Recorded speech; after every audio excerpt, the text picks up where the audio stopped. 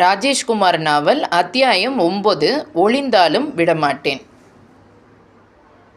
திருச்சிற்றம்பலம் ஒரு கண்ணிங் பேர்வழி. நாம் அவருக்கு எதிராக ஏதாவது செய்ய போனால் அதையெல்லாம் அவர் நமக்கு பாதகமாக திசை திருப்பி விடுவார். இப்போ என்னத்தான் செய்கிறது? அவரோட பேச்சுக்கு நீங்கள் மதிப்பு கொடுத்து போனது தப்பு. அதான் நடந்து முடிஞ்சிருச்சே, இனிமே என்ன பண்ணுறது? அதை சொல்லுங்க. அவராக பார்த்து மனமிறங்கி நம்மை விட்டாதான் உண்டு. அவர் தொந்தரவு கொடுத்துட்டு தான் இருப்பார். என்ன சத்தியமூர்த்தி இப்படி சொல்கிறீங்க? அவரோட குணம் தெரிஞ்சவங்க அப்படித்தான் சொல்கிறாங்க மேடம்.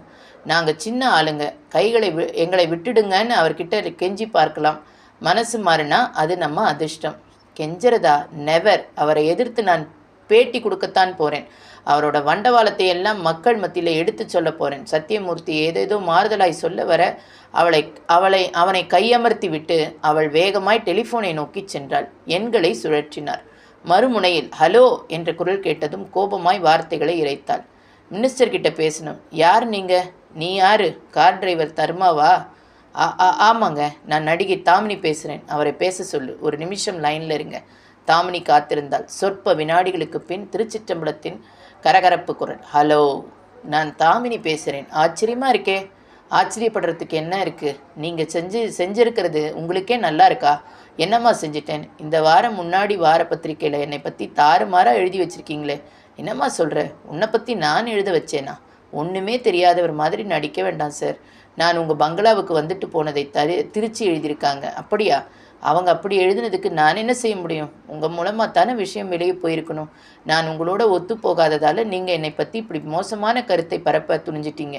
அட, எனக்கு ஒத்துழைப்பு தராமல் நழுவி போனப்போ உனக்கு கொஞ்சம் கூட காமன் சென்ஸ் கிடையாதுன்னு நினச்சேன். இருக்கும் போல இருக்கு. இருந்ததுமா. சத்தம் இல்லாமல் என்னோட ஒத்து போகாமல் போனேன். சார், அனாவசியமாக அரட்டை அடிக்க நான் ஃபோன் பண்ணலை. அந்த செய்திக்கு மறுப்பு தெரிவித்து நீங்கள் அந்த பத்திரிகைக்கு ஒரு கடிதம் எழுதுங்க. இல்லைன்னா நடந்தது என்னன்னு வேற ஒரு பிரபல பத்திரிகையில் நான் தெளிவுபடுத்த வேண்டி வரும். தாமினி என்று ஆரம்பித்த திருச்சிற்றம்பலம் ஏதோ சொல்ல வர தொடர்பை துண்டித்தாள் தாமினி. வாசலில் பைக் வந்து நின்றது. ஒரு இளம் பெண்ணும் இளைஞனும் இறங்கி வந்தார்கள்.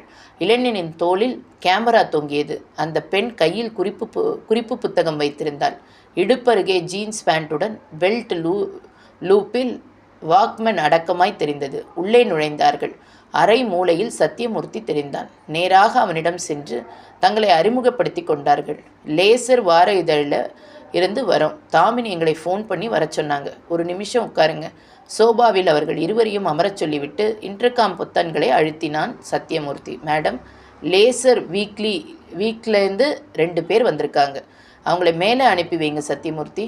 ரிசீவரை சாத்திவிட்டு அவர்களிடம் திரும்பினான். மேடம், உங்களை மேலே வர சொல்கிறாங்க. அவனுக்கு ஒரு நன்றியை உதித்துவிட்டு இருவரும் விரைந்து செல்லும் மாடிப்படிகளில் தடத்தளத்தார்கள். கார்பெட் விரித்த வராந்தாவை தொட்டபொழுது அருகாமை அருகிலிருந்து தாமினியின் குரல் வெளிப்பட்டது. வாங்க. இருவரும்